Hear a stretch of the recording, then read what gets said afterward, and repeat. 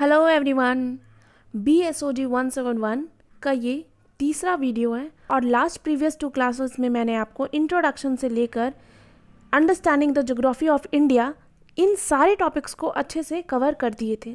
Last के बचे हुए 2 टॉपिक हम आज कवर करेंगे। मैं उम्मीद करती हूँ कि आप मेरे सारे वीडियोस को फॉलो कर रहे होंगे। ये 6 क्रेडिट का सब्जेक्ट है, बहुत इंपॉर्टेंट है, प्लीज़ आप इसे देखो और अगर आपके कोई फ्रेंड है या फिर आप किसी को जान रहे हो तो उसे शेयर करो। वीडियो स्टार्ट करने से पहले मैं बोलना चाहती हूँ कि प्लीज़ अच्छा लग रहा है तो सब्सक्राइब कर दे। बार बार बोलने में अच्छा नहीं लगता, बट लास्ट टाइम बोल रही हूँ, प्लीज़ सब्सक्राइब कर दे। इससे मुझे पता चलता है कि कितने लोगों को मेरा काम अच्छा लग रहा है या फिर बुरा लग रहा है, तो भी बता दो, मैं इम्प्रूव करूँगी। ओके, ठीक है, बहुत बोल लिया। स्टार्ट करते हैं। हमारा आज का टॉपिक क्या है? Viewing India from A structural and cultural perspective. India को स्ट्रक्चरल और कल्चरल पर्सपेक्टिव से कैसे देखा जा सकता है? सबसे पहले क्या लिखा हुआ है? The social structure and culture of Indian civilisation is deeply influenced by its past. The history of Indian civilisation reveals that religion, economy and politics played a significant role in shaping its social structure and culture. It is the mythic religious past and direct political past strongly dependent on the economy, which provided a basis to understand mutual alliances and tension between the various regional political entities that existed in pre-colonial India. तो सबसे first line में ही पूरी बात कह दी गई कि जो हमारा सोशल स्ट्रक्चर और कल्चर है ये पूरी तरह इन्फ्लुएंस है हमारे पास्ट से। ठीक है, उसके बाद कहा जा रहा है कि इंडियन सिविलाइजेशन की जो हिस्ट्री है ये रिवील करती है यहाँ के रिलीजन, इकोनॉमी और पॉलिटिक्स, जो एक सिग्निफिकेंट रोल प्ले किया है यहाँ के सोशल स्ट्रक्चर और कल्चर में। ठीक है, उसके बाद कहा जा रहा है कि यहाँ की जो मिथिक रिलीजियस पास्ट है या फिर डायरेक्ट पॉलिटिकल पास्ट है वो एक बेसिस प्रोवाइड कर रहे हैं क्या समझने के लिए? म्यूचुअल अलायंस या फिर टेंशन। जो बहुत सारे पॉलिटिकल एंटिटीज़ हमारे प्री कॉलोनियल इंडिया में प्रेजेंट थे उसके बीच जितने भी म्यूचुअल अलायंस हुए या फिर कुछ टेंशन हुए उसको समझने के लिए एक बेसिस प्रोवाइड कर रहा है।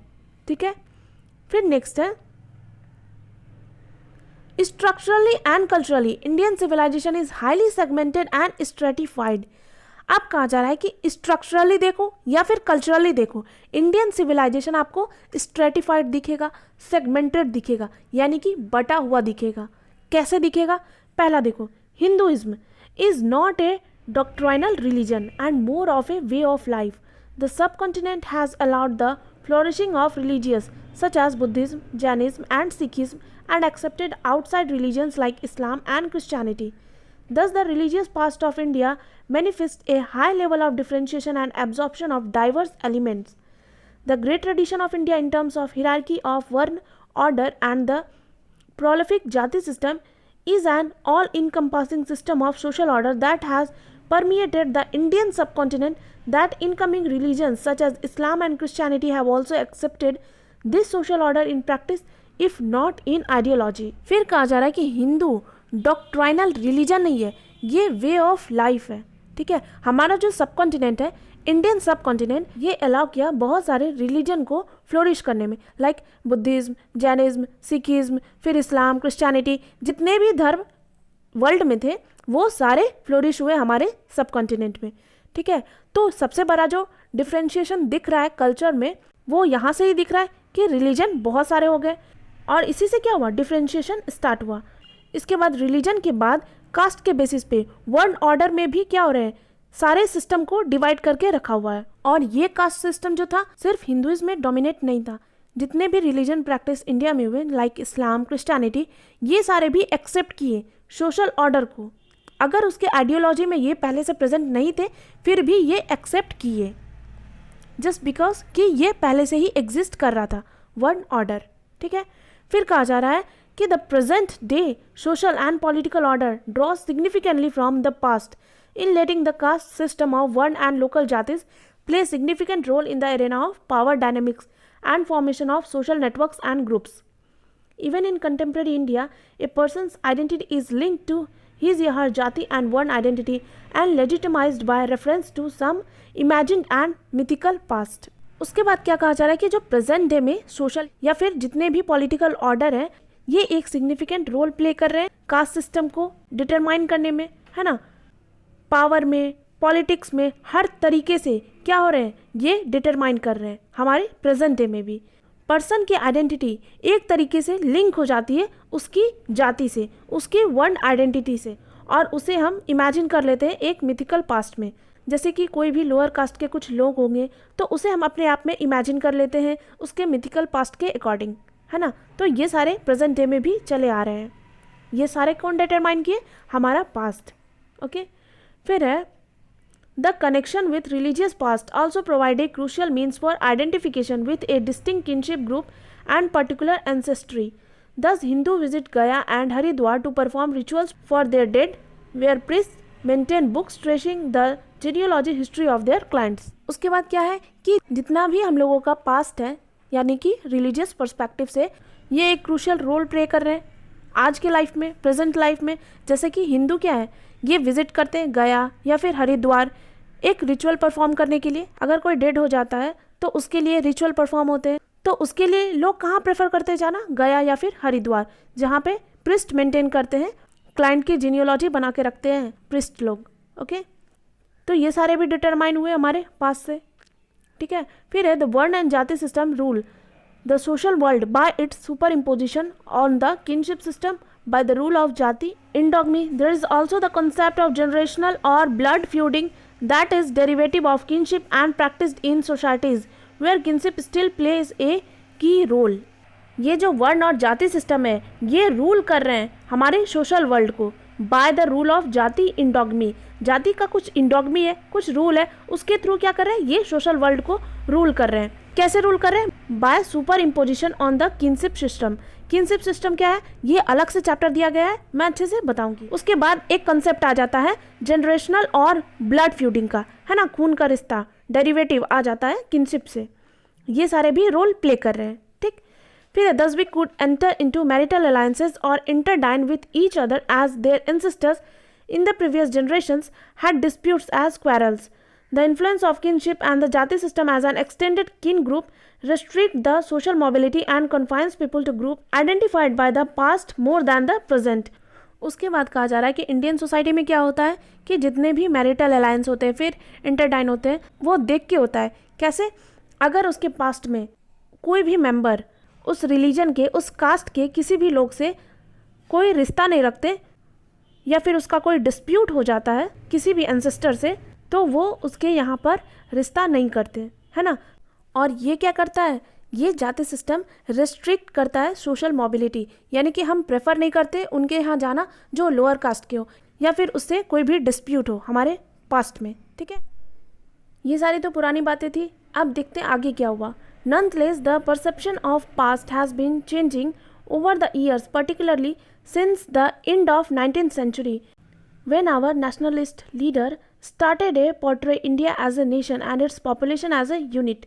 उसके बाद क्या हुआ, परसेप्शन चेंज हुआ, यानी कि पास्ट में जितने भी वर्ण सिस्टम, जाति सिस्टम थे, इसकी परसेप्शन चेंज हुई। कब, एंड ऑफ 19th सेंचुरी। ठीक है, जब क्या हुआ, नेशनलिज्म इमर्ज हुआ इंडिया में, है ना। और फिर जितने भी नेशनलिस्ट लीडर थे ये इंडिया को एक नेशन मानते थे और यहाँ की पॉपुलेशन को एक यूनिट। ठीक है, India is no longer perceived simply as a segment और fragment divided into several regions states with its population representing different religious social identities. India अब सेगमेंट या फ्रेगमेंट सोसाइटी नहीं रहा, यहाँ के पॉपुलेशन जितने भी डिफरेंट रिलीजन से हो, सोशल आइडेंटिटी से हो, सब एक हैं। In 1947, following its independence from the British, India was declared as a secular state. जब 1947 में हमारा इंडिया आज़ाद हुआ था, उस वक्त से इंडिया क्या है, सेक्युलर स्टेट है। ये सारे धर्म को प्रमोट करता है, सबको मानता है, सबको एक जैसा स्टेटस देता है, कोई बड़ा कोई छोटा नहीं। ठीक है, the overlying Hindu symbols were avoided and a mix of religions were represented in the formation of the national symbols to reiterate its secular character. Secularism in India refers to a respect of all religions and not in Western counterpart of no religion. Thus, the flag of country has a Buddhist wheel of law. The national emblem is made of lion, taken from the seal of Buddhist King Ashoka. उसके बाद क्या कहा जा रहा है, जब देश आज़ाद हुआ तो उसके बाद कोई भी रिलीजियस सिंबल यूज़ नहीं किया गया। यहाँ क्या मेंशन है कि हिंदू सिंबल का यूज़ नहीं हुआ, इसे अवॉइड किया गया ताकि क्या कर सके, सेक्युलरिज्म को प्रमोट कर सके, एक सेक्युलर कैरेक्टर उभर के सामने आए। तो सेक्युलरिज्म क्या है, ये वेस्टर्न कंट्री की तरह क्या होते हैं, नो रिलीजन में बिलीव नहीं करते। ये बोलते हैं कि तुम जिस भी रिलीजन को फॉलो करना चाहो तुम कर सकते हो। इसीलिए जब नेशनलिज्म इमर्ज हुआ तो उस वक्त कंट्री के फ्लैग में बुद्धिस्ट व्हील ऑफ लॉ को लिया गया, ठीक है। और फिर नेशनल एम्बलम में लायन जो कि अशोका के सीलिंग से ली गई थी, ये भी किसके रिप्रेजेंटेशन है, बुद्धिस्ट के, ठीक है। तो यहाँ पे क्या किया गया, पूरे रिलीजियस सिंबल को अवॉइड किया गया ताकि सेक्युलरिज्म को प्रमोट किया जा सके। Further, Jana Gana Mana was adopted as the national anthem spelling out peoples and religions of India clearly reinforcing its unified identity despite the underlying diversities, है ना। मैंने एक लाइन कहा था ना कि India shows a deep underlying unity despite great diversity, वही कहा गया। यहाँ पे नेशनल एंथम अडॉप्ट किया गया जन गण मन। तो ये क्या कर रहे हैं, जन गण मन डिनोट कर रहे हैं सारे पीपल, जितने भी लोग यहाँ पे इंडिया में हैं, इन सभी को इसे रीइंफोर्स कर रहे हैं, इसे यूनिफाई कर रहे हैं, ठीक है। इसकी जितनी भी डाइवर्सिटी है, जितने भी आइडेंटिटी है, सबको यूनिफाई कर रहे हैं हमारे नेशनल एंथम के थ्रू, ठीक है। In short, the concern of the nationalist leader like Jawaharlal Nehru had been to portray India as a essentially representative of the principle of unity in diversity, है ना। हमारे first prime minister Jawaharlal Nehru, इन्होंने एक बात कही थी, यूनिटी इन डाइवर्सिटी। हमारे India में बहुत ज़्यादा डाइवर्सिटी है बट यूनिटी भी है, इसीलिए इंडिया को डिनोट किया जाता है यूनिटी इन डाइवर्सिटी, ठीक है। फिर है the principle of unity and diversity reflects India's ability to absorb and reshape what is foreign. India's civilization representation, assimilation and absorption of elements from long period of several waves of immigrant rule.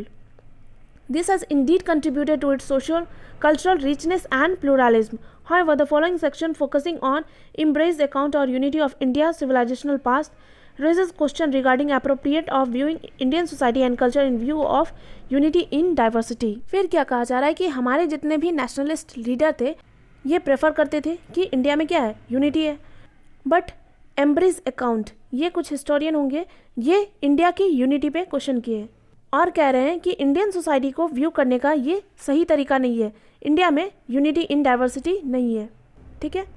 फिर है discourses on India's civilisational unity, ये last topic है। क्या है इसमें, जल्दी से देखते हैं। इम्ब्रई प्रेजेंट्स 3 डिफरेंट व्यू, ये जो एम्ब्रई अकाउंट था, है ना, इसी के बारे में बात हो रहा है। देखते हैं क्या बोला है इन्होंने 3 व्यू दिया है। क्या क्या वो 3 व्यू है। On one hand there are those who deny the unity on the Indian civilization, the second view contrarily sees India as an all-encompassing civilization and unified entity, और थर्ड व्यू क्या है, is a synthesis of first 2 positions. According to this view, India is a land of composite culture, reflective of unity and diversity. इन्होंने 3 view देके अपने point को clear करने की कोशिश की है। सबसे पहला व्यू कह रहे हैं कि इसमें कौन इंक्लूड है, वो जो कि डिनाई कर रहे हैं यूनिटी ऑफ इंडियन सिविलाइजेशन। दूसरा है जो इंडिया को देखते हैं इनकम्पासिंग सिविलाइजेशन और यूनिफाइड एंटिटी के तौर पे, ठीक है। और थर्ड व्यू क्या होगा, इन दोनों का सिंथेसिस, यानी कि फर्स्ट और सेकंड पॉइंट का सम्मेलन। अब एक एक करके देखते हैं क्या बोलना चाह रहे हैं ये। तो सबसे पहले पॉइंट को इन्होंने अब जस्टिफाई करने की कोशिश की है न्यूक्लियर रीजन को लेकर। कह रहे हैं कि जो ज्योग्राफी है इंडिया का वो क्रूशियल रोल प्ले कर रहा है इंडियन सोसाइटी को डिटरमाइन करने में, यहाँ की सोशियो कल्चरल या पॉलिटिकल हिस्ट्री को डिटरमाइन करने में। तो पेरिनियल और न्यूक्लियर रीजन जो है यहाँ पे क्या है, हाई पॉपुलेशन डेंसिटी है और ये पूरी तरह से क्या है, आइसोलेट है डिफरेंट जोन से। ये मैंने आपको पहले बताए थे जब मैं आपको ज्योग्राफी बता रही थी इंडियन हिस्ट्री की। तो यहाँ से ये प्रूव कर रहे हैं कि इंडियन सिविलाइजेशन विटनेस कर रहे हैं डाइवर्सिटी। तो इन्होंने बता दिया कि ज्योग्राफी तो डिटरमाइन कर रहा है इंडिया की हिस्ट्री को, तो आप कैसे कह सकते हो कि यूनिटी इन डाइवर्सिटी है। तो हो गया डिनाई, कैसे, ज्योग्राफी के थ्रू क्या हो रहा है, इंडियन डाइवर्सिटी बट रहे हैं, है ना, अलग हो रहे हैं, ठीक है। तो पहला लाइन इन्होंने क्लियर कर दिया। अब इनका एक्सप्लेनेशन सही है या गलत ये आप ही देखो, कि इन्होंने तो बता दिया कि ज्योग्राफी के अकॉर्डिंग इंडिया की पॉपुलेशन, इंडिया की डाइवर्सिटी अलग अलग है, तो यूनिटी इन डाइवर्सिटी नहीं है। फिर नेक्स्ट है that regionalism is a force which challenges the idea of an all India civilization emerged clearly in the colonial works, Hobson, Jobson, and that of Strachey. These works view unity of India as artificially created by the colonial conquest of the country that would last until the exercise of imperial power. According to this India is a land of numerous regions and hence it would be wrong to perceive India residing here as Indians. फिर इन्होंने एक factor उठाया, regionalism. इन्होंने बताया कि regionalism क्या है, एक चैलेंज है, इसे हम ऑल इंडिया सिविलाइजेशन में इमर्ज नहीं कर सकते। ये क्लियरली मेंशन है कॉलोनियल वर्क, हॉब्सन जॉब्सन और स्ट्रैची के वर्क में, ठीक है। तो इन्होंने अपने वर्क के थ्रू बताया कि यूनिटी जो इंडिया में है ये आर्टिफिशियली क्रिएटेड है। कॉलोनियल जो कन्क्वेस्ट था उसके बाद ये आर्टिफिशियली क्रिएट किया गया, यहाँ पे कोई डाइवर्सिटी, यहाँ पे कोई यूनिटी नहीं है। तो वही बताया जा रहा है कि according to this India is a land of numerous region. India क्या है, लैंड है न्यूमरस रीजन का। इसीलिए ये गलत होगा कि हम यहाँ के पीपल को जो यहाँ पे रह रहे हैं उसे इंडियन से डिनोट करें, क्योंकि यहाँ पे क्या है, रीजनलिज्म फैक्टर है, ठीक है। अब ब्रिटिश हमारे बारे में इतना सब कुछ बोल रहे हैं तो हमारे नेशनलिस्ट लीडर पीछे कैसे हट सकते हैं। तो कॉन्ट्ररी में उन्होंने कुछ बात कहा। क्या कहा कि to such colonial conceptualization we may find Indians and nationalist leaders asserting physical, political, social and religious unity of India as a civilizational legacy. The 1885 meeting of the Indian National Congress provides a testimony of such claims. The proponents of second view feel that despite the continued significance of nuclear regions of historical geography, there exists reality of an all-Indian civilization. They view colonial emphasis is on regionalism as a misreading of Indian history. तो nationalist leader क्या कहे कि आप जो ये बोल रहे हो कि इंडिया क्या है, रीजनलिज्म में बटा हुआ है, ये सही नहीं है। ये कब बताया गया, 1885 में जो मीटिंग हुआ था इंडियन नेशनल कांग्रेस का, तभी इन्होंने इन चीज़ों को क्लेम किया। क्या क्लेम किया कि जितने भी फिजिकल, पॉलिटिकल, सोशल या रिलीजियस यूनिटी है इंडिया का, ये एक सिविलाइजेशनल लीगेसी है, ठीक है, इसका एक सिविलाइजेशन है। तो आपका जो ये व्यू है कि इंडिया क्या है, रीजनलिज्म में बटा हुआ है, न्यूक्लियर जोन को लेकर जो आपने अपने पॉइंट को प्रूव करने की कोशिश की, ये गलत है। तो उन्होंने बोला कि जितने भी न्यूक्लियर रीजन है हिस्टोरिकल ज्योग्राफी में, ये एग्जिस्ट करते हैं रियलिटी ऑफ इंडियन सिविलाइजेशन के लिए, है ना। न्यूक्लियर रीजन में क्या था, मैं जब आपको पढ़ा रही थी तो मैंने आपको 3 जोन बताए थे, पेरिनियल जोन यानी कि न्यूक्लियर जोन, फिर कौन था, रूट जोन, फिर था आइसोलेटेड जोन। तो न्यूक्लियर जोन कौन सा एरिया था, प्लेन एरिया। तो हम सभी को पता है कि जितने भी सिविलाइजेशन हुए वो प्लेन एरिया से स्टार्ट हुए, यानी कि रिवर बैंक के किनारे। वही हमारे नेशनलिस्ट लीडर बोल रहे हैं कि जितने भी न्यूक्लियर रीजन है हिस्टोरिकल ज्योग्राफी में, यहीं पे एग्जिस्ट करता था इंडियन सिविलाइजेशन। तो ये पॉइंट सही है। और हमारे ब्रिटिश कॉलोनी को ये बता रहे हैं कि जो रीजनलिज्म आप पढ़ रहे हैं, ये आप मिस रीडिंग कर रहे हो हमारे इंडियन हिस्ट्री को पढ़ने में, है ना, आप गलत पढ़ रहे हो। फिर नेक्स्ट आता है third view, that pronounces Indian civilization as displaying unity in diversity, finds one of the earliest expression in the historian Vincent Smith's Oxford History of India 1919.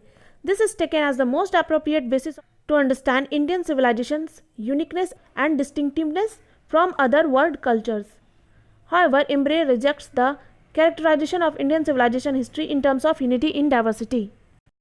फिर जो थर्ड व्यू है, थर्ड व्यू क्या था, synthesis था first and second का।